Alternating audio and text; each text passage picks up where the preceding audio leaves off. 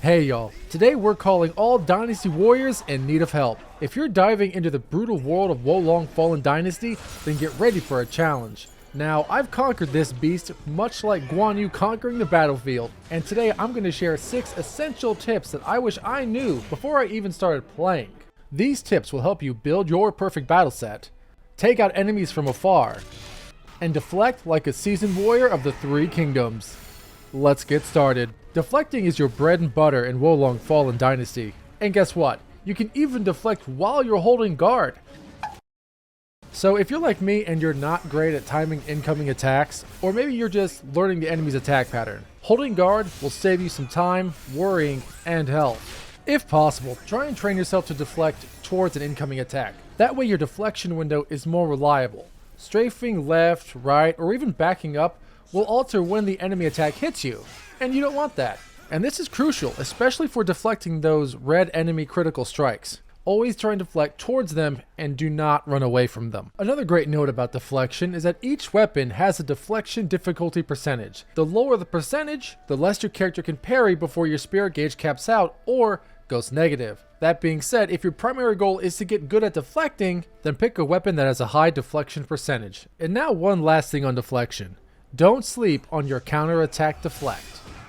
So what is a counterattack deflect? That's when you hit your Shift 2 button and your deflect at the same time. Those 2 buttons will change depending on your platform and the controller configuration you picked. When done correctly, your character will not only deflect the incoming attack, your character will also swap weapons, launch a devastating counterattack, and recover your negative spirit gauge.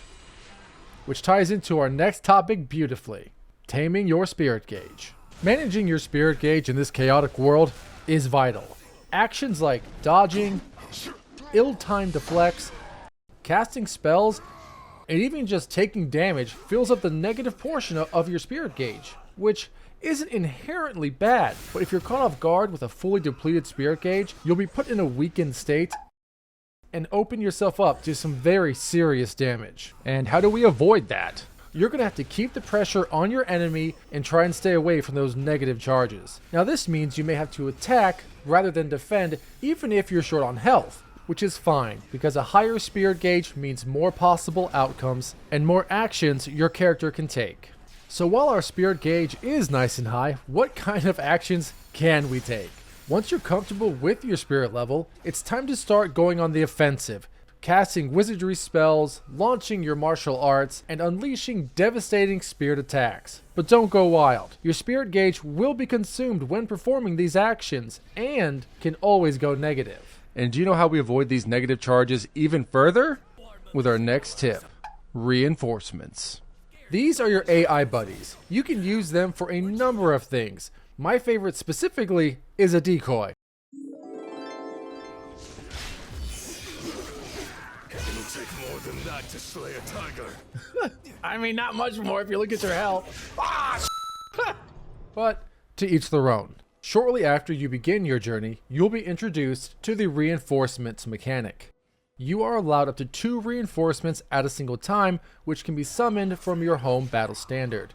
These characters will level up automatically depending on the zone level you're in, but they also have their own leveling system, which we'll call a friendship meter. More on that in a second. When you're in the fray of things and your AI compatriots are at your side, you'll feel strong. Or at least you should. Unfortunately, these reinforcements don't always act the part of a seasoned general. Killed me too many times. You see? Oh god. Oh my god, Guan Yu, where were you, man? What the fun? He's just standing there. The good news is, you have the ability to manually encourage them. Basically, they'll stop standing around and they'll actually fight. Yes! My serpent spear hungers for blood! All reinforcements can be manually encouraged, as said before, by hitting your Shift 2 and the up or down on the D-pad. Again, controls will vary depending on your platform, so make sure to check your controller configuration. You'll know you did this correctly when your reinforcements pop up with this buff. Now, after being encouraged by the player, your reinforcements will be sent into attack mode. They will become more aggressive and launch their own martial arts. It's a great way to stagger the enemy, keep the target's enmity off of you, or just give you some room to breathe. And if that wasn't enough, what else can our reinforcements do for us? Do you recall that friendship meter I mentioned earlier? Well, each reinforcement can level up to a maximum of 10, at which point you'll become a sworn brother with them, which is a good thing. Your friendship starts at level 1, in which case you will gain a passive effect by inviting this particular NPC out with you, known as a warrior effect. At level 5, you will unlock the second warrior effect. Then, at level 10, Sworn Brother, the NPC will send you a 4-star copy of their gear and their weapon, all of which of this gear has some kind of set bonus which you can utilize for your particular playstyle. So if you do see an NPC with a weapon you think is pretty cool, go ahead and level them up. They'll give it to you. And I should mention, they level up pretty quickly. And that's good too, because you're going to need all the weapons and armor you can get if you're going to craft your ultimate battle set. As I mentioned earlier, not only will you be swimming in gear from your sworn brothers, but also items and armor in general, which is why you don't want to neglect battle sets. They will save your equipped weapons, armor, divine beasts, wizardry spells, and yeah, even your current level will be saved. And it can always go up even if you save at a lower level by talking to Zhao Shi and selecting reset parameters. And the best part about all that is you can reset your parameters or respec for free, which means trying new weapons, armor, divine spirits. All of these things become that much easier, and that's the reason it's on this list. Fair warning though, just because you save an equipment to a battle set does not mean it becomes immune to mass salvage at the blacksmith. So just be careful and salvage at your own discretion. Alright y'all, up next, Archery 101. As someone who has followed this Great Axe motto for the most of his soul's career, I'm here to tell you, do not sleep on your bow, or any ranged equipment for that matter. Team Ninja loves placing snipers in difficult and hard to reach areas in most of their games, and this one is no exception. So before barreling into an area, check around for enemies that can be easily picked off. Most of the time a single arrow will do the trick, especially if you wait for that magic red triangle signifying a headshot. Now, even if your shot doesn't kill the enemy, it's usually enough to get them to come after you. Or if the target can't reach you, you get to play a fun little game of laser tag, except with arrows. And someone dies at the end. So yeah, it's a lot like laser tag. So remember, bows, crossbows, and repeating crossbows can always tip the scales in your favor.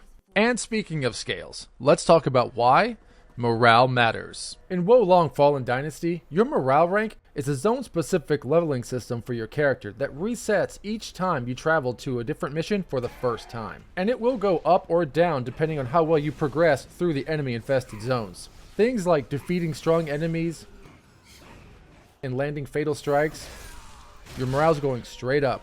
On the other hand, it can go down. Not avoiding enemy critical hits, and, you know, dying, surprising no one, straight down. So why is high morale important other than measuring yourself up against your enemies? Morale impacts your strength in battle. When your morale is higher than your enemies, not only do you do more damage to them, but you take less damage from them. And unfortunately, your enemies follow the same pattern. If they have higher morale than you do, they're going to do more damage to you, and they will take less damage from your character, which, you know, is bad. So be sure to take your time and level your morale up. If this video helped guide you through the depths of Wo Long Fallen Dynasty, help raise my morale by hitting that like and subscribe button. And critical strike that bell button for more Souls-like content. And if there are any other tips you'd like myself or the community to know, throw them out down in the comments. But until then, I'll see y'all next time.